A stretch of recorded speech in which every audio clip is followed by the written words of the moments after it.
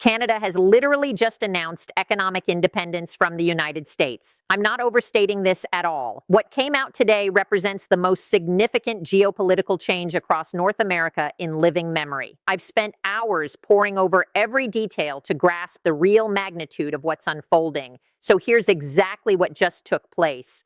The Canadian Prime Minister revealed he's departing on an enormous trade expedition. This isn't an ordinary diplomatic journey. It's a deliberate, comprehensive shift away from reliance on America. He's traveling to India, Australia, and Japan over the next 12 days with one unmistakable objective: to position those countries in place of the United States as Canada's leading economic partners. What I'm about to lay out completely reframes the situation. This declaration arrived mere hours after the U.S. Supreme Court invalidated several tariffs that had been severely damaging Canadian exports. You would expect that ruling to bring relief and prompt Canada to reopen talks with Washington. Instead, they accelerated their strategy of breaking free from American dependence entirely. Let me walk you through what's really occurring, because the sequence of events reveals everything. For more than a year, the Canada-U.S. relationship has been in steep collapse. We're talking about a trade conflict that began with suggestions Canada should become the 51st state. I realize that sounds extreme, yet that's genuinely what has been said. The U.S. president has repeatedly stated he believes Canada should join America. When Canada resisted, the answer came in the form of tariffs, huge ones. We're looking at 25% on the majority of products, 35% in certain industries, and at one stage, warnings of 100% tariffs if Canada pursued agreements with China. Here's where things get layered. Canada refused to simply absorb the pressure. They turned toward China. Back in January, the Canadian Prime Minister visited Beijing and finalized an arrangement that dropped tariffs on Chinese electric vehicles from 100% to just 6%. Simultaneously, China committed to sharply reducing duties on Canadian canola oil. That move sent a pointed signal to Washington, and the reaction was swift. Warnings of 100% tariffs across all Canadian products if the China arrangement proceeded. But that isn't even the central development. What almost no one is discussing is how deliberate and prepared this reorientation has been. This isn't a reactive decision made in haste. Planning has been underway for months. Last month, during his address at the World Economic Forum, the Canadian Prime Minister delivered remarks that essentially declared the previous global framework no longer applies. He stated, "We are experiencing a fracture in the international system," and emphasized that middle powers such as Canada must stop depending on superpowers for protection and instead forge their own coalitions. The U.S. president took note of that speech. His reply was to declare that Canada exists only because of the United States. Pause and consider that statement. That isn't negotiation language. That is coercion. Canada received the message unmistakably. So we arrive at today. The news just dropped. Beginning February 26, the Canadian Prime Minister heads first to Mumbai and New Delhi. He will sit down with India's Prime Minister to lock in formal discussions on a sweeping trade pact. The target is to lift bilateral trade from $31 billion to $70 billion by 2030. That figure is enormous. India currently holds the title of the planet's quickest expanding major economy, and Canada intends to secure a major stake. Next, he travels to Australia, and this segment genuinely kept me awake. He will speak to both chambers of the Australian Parliament, something no Canadian Prime Minister has done in 2 decades. The previous occasion was 2006. Why is that significant? Addressing another nation's full parliament goes far beyond courtesy. It signals the launch of a deep strategic alignment. Australia possesses exactly what Canada requires: critical minerals, cutting-edge technology collaboration, and mutual concern about Chinese influence across the Pacific. Equally important, Australia itself is searching for options beyond exclusive dependence on the United States. Finally, Japan, with the last leg in Tokyo. Discussions will center on clean energy cooperation, high-tech manufacturing, and food security arrangements. Japan ranks as the globe's 4th largest economy and is urgently working to reduce vulnerability to Chinese supply lines. Canada offers precisely the commodities Japan needs: uranium, rare earth elements, farm products. Here's the overlooked dimension. India, Australia, and Japan all belong to the emerging Indo-Pacific framework. And guess which traditional leader is no longer dominant inside that framework? The United States, at least not to the degree it once was. Now you need to see the scale involved. Canada currently sends roughly $600 billion in goods to the United States annually, accounting for about 75% of its total exports. Ottawa has publicly committed to doubling exports to non-U.S. markets until they also reach $600 billion over the coming decade. Consider the implication. They are actively constructing a separate economic system that does not hinge on the United States. Washington understands this clearly. That explains the severity of the tariffs. It explains discussion of preventing a new Detroit-Windsor bridge from opening. The United States is attempting to force Canada back into a dependent position. Canada, however, is refusing to fold. Here's why this situation affects you, even if you live nowhere near Canada or the U.S. This goes well beyond trade statistics. We are witnessing a fundamental reordering of worldwide power dynamics, and Canada has just stepped forward as the live experiment in what occurs when a nation resolves to escape over-reliance on a superpower. Let me illustrate precisely how this operates. When the Canadian Prime Minister arrives in India next week, he isn't merely carrying documents. He is accompanied by senior executives from energy firms, technology companies, and mining operations, each arriving with concrete targets. India faces a massive energy shortfall. Forecasts show a 70% increase in demand by 2040. Canada can deliver natural gas, uranium, and clean energy technology. India also requires stronger food security, and Canada ranks among the top global agricultural shippers. Here's the complicating factor. India has sourced most of its oil from Russia. Following the Ukraine conflict, India actually raised Russian oil purchases to 37% of its total imports. Those volumes recently fell 18% due to European sanctions, creating an immediate opportunity. Canada is stepping directly into that gap. What almost nobody mentions is the broader ambition. This isn't solely about displacing Russian oil. Canada aims to establish itself as the preferred supplier across the developing world.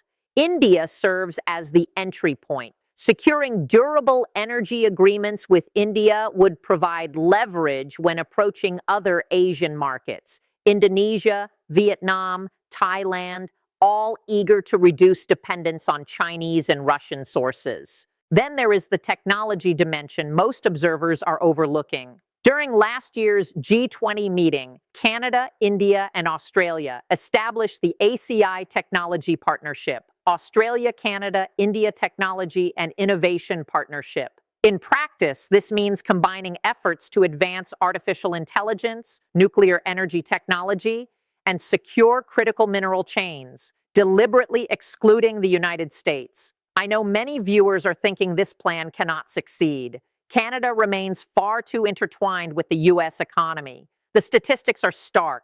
Nearly $4 billion in goods move across the border daily. 60% of U.S. crude oil imports originate in Canada. 85% of U.S. electricity imports come from Canada. Canada supplies the largest foreign share of American steel, aluminum, and uranium. Yet the reliance flows in both directions. Canada is the #1 export market for 36 American states. Should Canada manage to redirect even 20% of its trade toward Asia and Europe, those states would experience serious economic pressure, many of them politically pivotal swing states. While researching, I discovered the U.S. president has not only threatened tariffs, but has actively worked to obstruct specific infrastructure. The Gordie Howe International Bridge has been under construction for years and is intended to become the busiest U.S.-Canada crossing. Earlier this month, the president announced he would postpone its opening, claiming Canada receives all toll income, which is inaccurate. Facts appear secondary now. More strikingly, Canada fully financed and constructed the bridge without any U.S. contribution. Yet Washington now seeks to renegotiate or block its launch. The reason is straightforward, that crossing symbolizes genuine economic autonomy, allowing Canadian products direct access to eastern ports and bypassing U.S.-controlled routes. The Australia component clarifies the overall strategy even further. When the Canadian Prime Minister speaks to Australia's Parliament, he will address defense collaboration, but not the conventional variety. The focus is maritime security throughout the Pacific. Australia continues expanding its navy to counter Chinese activity in the South China Sea. Canada seeks involvement, less because of deep concern for that region and more because membership in such a coalition grants substantial bargaining power. What is truly underway is the emergence of what some observers label the Quad Plus. Australia, Japan, South Korea, and now increasingly Canada, forming a combined defense and economic bloc explicitly designed to balance both Chinese assertiveness and American unpredictability. Yes, American unpredictability. The past year has demonstrated that even the closest allies cannot count on stable U.S. partnerships. The critical minerals element is enormous. Australia possesses lithium, rare earths, and cobalt. Canada holds uranium, graphite, and nickel. Together, they could dominate major portions of the global supply chain for batteries, nuclear power, and advanced electronics, intentionally sidelining both China and U.S. processing capacity. If Canada and Australia establish their own refining infrastructure, they become indispensable players in next-generation technology rather than dependent ones. The single greatest obstacle is timing. The longer these alternative partnerships take to mature, the greater Washington's ability to disrupt them. The United States recognizes this reality, which is why tariffs keep intensifying. Infrastructure projects face interference, and rhetoric grows more confrontational.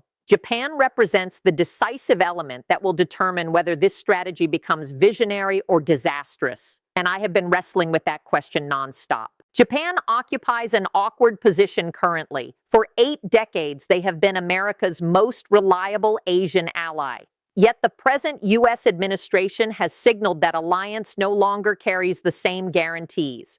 Japan observed the United States demand South Korea pay $350 billion to host American forces. Japan witnessed attempts to pressure Canada into statehood. Japanese leaders are now asking a logical question. Are we next? When the Canadian Prime Minister arrives in Tokyo, he enters a nation quietly alarmed by contemporary American foreign policy. Canada is presenting an option, not to supplant the U.S.-Japan alliance, but to construct a parallel framework that does not rest on American favor. Japan requires food security. It imports 60% of its food supply. Canada can provide stable, long-term agricultural commitments. Japan needs energy security. It relies almost entirely on imported gas and oil. Canada offers liquefied natural gas capable of direct delivery to Japanese ports. Japan needs rare earth minerals for its technology sector. Canada and Australia can deliver those as well. The difficulty lies in Japan's deep integration into U.S. supply networks. Major firms, Toyota, Sony, Hitachi, maintain extensive American operations. A sharp pivot toward a Canada-Australia bloc risks U.S. retaliatory tariffs that could cripple Japanese exports. That creates the core wager. Canada is gambling that by the time Washington fully grasps the shift, the new arrangement will already be too entrenched to dismantle. They are betting that India, Australia, and Japan together can constitute a trading bloc sufficiently large and robust that the United States must accept its existence. Few people are discussing the actual calendar. This journey runs from February 26 to March 7th, 12 days. A far more consequential deadline looms, July 1st, 2026. That is the date the USMCA trade agreement between the United States, Canada, and Mexico faces review. At present, no one can predict whether it will be renewed. Should the agreement lapse, the United States could apply unrestricted tariffs on Canadian products. We might see duties of 50%, 60%, or even 70% on everything from automobiles to maple syrup. The Canadian economy would face its most severe blow since the Great Depression. Canada therefore finds itself in a genuine race. They must secure binding alternative trade arrangements before July arrives. If the USMCA disintegrates, Canada needs to be in a position to turn toward India, Australia, and Japan, and declare they no longer require the United States. Here is the critical complication. Washington fully understands the stakes. The Supreme Court recently invalidated numerous emergency tariffs the president had relied upon. One might assume that would ease pressure on Canada. Instead, the president promptly introduced a new 15% worldwide tariff under alternative legal authority and has indicated he will continue discovering methods to impose economic costs on Canada until it yields. The pressure has become even more targeted. Certain Canadian provinces now face individualized threats. Ontario ran American television advertisements featuring Ronald Reagan denouncing tariffs. The president retaliated by threatening an additional 10% duty specifically on Ontario. After Canada announced its China arrangement, he warned of 100% tariffs across the board. This behavior exceeds normal trade friction. This constitutes economic warfare. Canada is responding by attempting to construct alliances more rapidly than the United States can undermine them. The numbers make the challenge even clearer. Canada aims to double non-U.S. exports to $600 billion by 2035. They currently stand near $300 billion. That requires generating an additional $300 billion in trade over the next 9 years, equivalent to the entire GDP of Denmark. They are attempting to create an economy the size of Denmark in under a decade, while simultaneously enduring sustained economic pressure from the world's largest economy. Provincial countermeasures are already visible. Ontario has removed all American wine, beer, and spirits from its liquor stores. Nova Scotia has doubled highway tolls for U.S. trucks. British Columbia is auditing government procurement to exclude American suppliers. These actions are not ceremonial. They represent coordinated economic retaliation. Even so, the fundamental obstacle remains insurmountable in the short term. Even combining India, Australia, and Japan, even with fresh trade pacts and diversification, Canada cannot realistically replace $600 billion of U.S. exports within 9 years. The necessary port capacity, shipping lanes, and commercial relationships simply do not exist at that scale. So, what is truly taking place?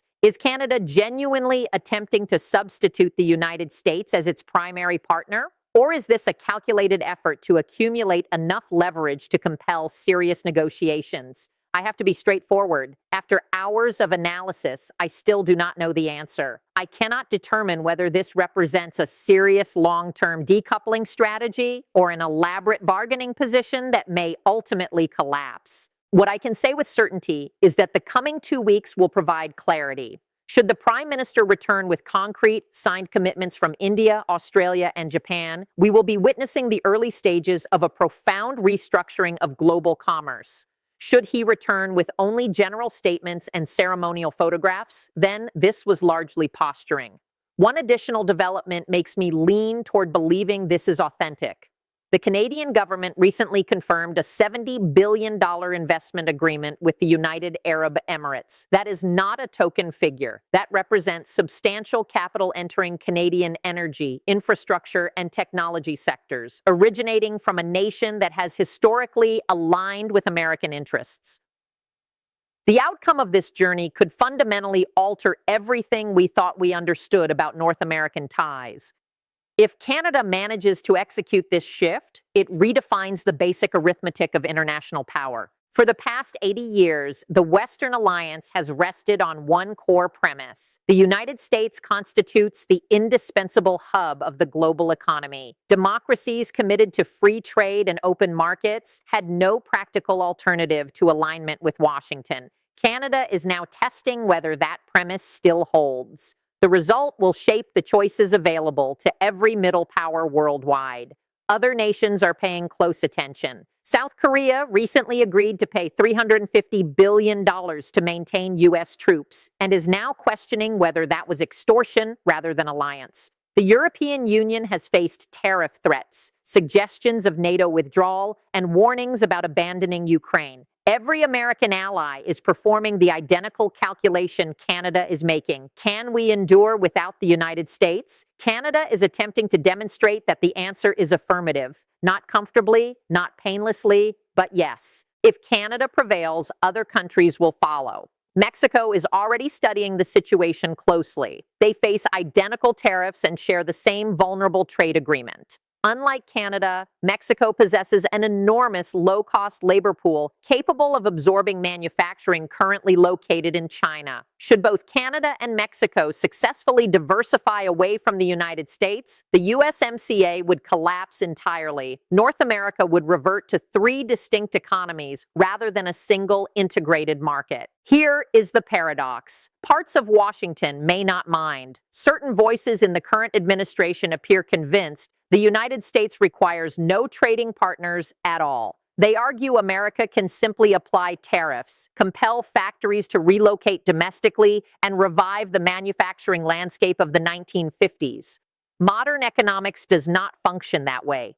Supply chains cannot be summoned by decree. You cannot tariff your way to prosperity when your economy depends on inexpensive imported inputs and high-value exported finished products. Yet political determination has so far overridden that reality, and that collision between visions is what makes the situation so volatile. Only three realistic endgames exist. First possibility, Canada's strategy collapses under pressure. The trade mission yields initial understandings but fails to produce implementable scale. American economic leverage remains too powerful. Businesses cannot absorb the costs of relocation. Alternative markets prove too small or insufficiently profitable. Canada eventually retreats, renegotiates with the United States on less favorable terms, and settles into reluctant dependence. The United States prevails but permanently damages the partnership. Second possibility, gradual success. Canada steadily expands these new relationships across the decade. Trade with India, Australia, and Japan increases meaningfully, but never fully displaces the United States. The result is a mixed arrangement. Canada achieves enough diversification to resist outright coercion, yet remains too intertwined to dictate terms. Tension persists indefinitely with recurring tariff disputes and no decisive victor. This appears the most plausible path, though also the least stable. Third possibility, full-scale economic conflict. The United States enacts severe tariffs. Canada retaliates by restricting critical exports: oil, electricity, uranium. The United States scrambles for replacement suppliers, a process requiring years and hundreds of billions of dollars. Canada suffers acute short-term damage, but eventually emerges more autonomous. This worst-case outcome devastates both nations and carries a high probability given current momentum. What worries me most about the third scenario is the spillover. A North American economic rupture would disrupt global supply chains, drive energy prices upward, inflate food costs, and force every other country to pick a side. My current assessment, though I could easily be mistaken, is that Canada is sincere. They have examined the past year of instability and concluded that staking their entire economy on American predictability is no longer tenable. They appear prepared to endure short-term hardship in exchange for long-term autonomy. At the same time, they likely prefer not to reach that breaking point. The deeper objective seems to be accumulating sufficient leverage so that when USMCA review arrives in July, Canada can enter discussions and credibly state that the agreement is no longer essential to their survival. Should that approach succeed? Should the United States step back and offer equitable terms? Both sides benefit. The trade relationship endures on fairer footing. Canada gains the safety net of diversified partners, while the United States retains its most important trading relationship. Should Washington refuse to yield and instead intensify tariffs and threats, we enter unknown territory. Canada would then face the genuine decision of whether to complete the pivot. That choice would shape North American dynamics for generations. Right now, we stand at the threshold. In 3 days, the Canadian Prime Minister boards his flight. 12 days later, we will have far greater clarity on whether this represents a substantive realignment or diplomatic theater. By July, we will understand whether the North American partnership endures or disintegrates before our eyes. I'm genuinely interested in your perspective. Do you believe Canada possesses any realistic prospect of achieving this shift, or is this ultimately a negotiating maneuver destined to fail? Share your thoughts in the comments. I truly want to read a range of viewpoints, Subscribe and turn on notifications because events are accelerating rapidly, and the next 2 weeks will likely set the trajectory for global trade over the coming 2 decades.